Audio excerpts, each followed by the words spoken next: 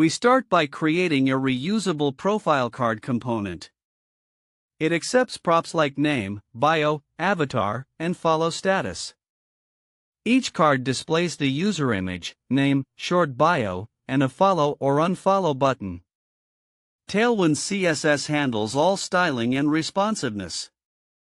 Next, we create usersinfo.js, which contains 10 dummy user profiles.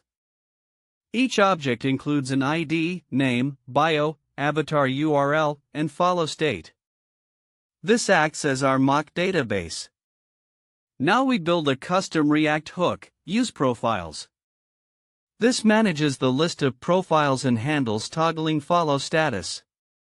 It also uses useEffect to log all followed users to the console whenever a change happens.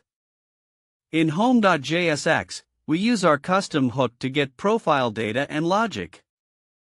We also add a search bar using useState.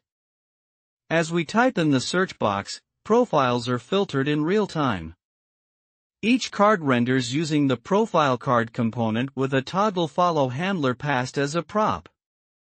Now let's create a reusable theme context using React's Context API. This will help us manage theme state globally across the app. A simple toggle theme function flips between dark and light mode. In main.jsx, we wrap the app with theme provider, so every component inside it can use the theme context.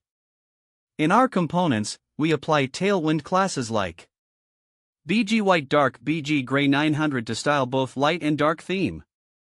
We create a toggle button that switches themes when clicked. You can place this in the navbar, header, or footer. Now we have a fully working theme switching with smooth transitions. I hope you enjoyed this project and found it useful.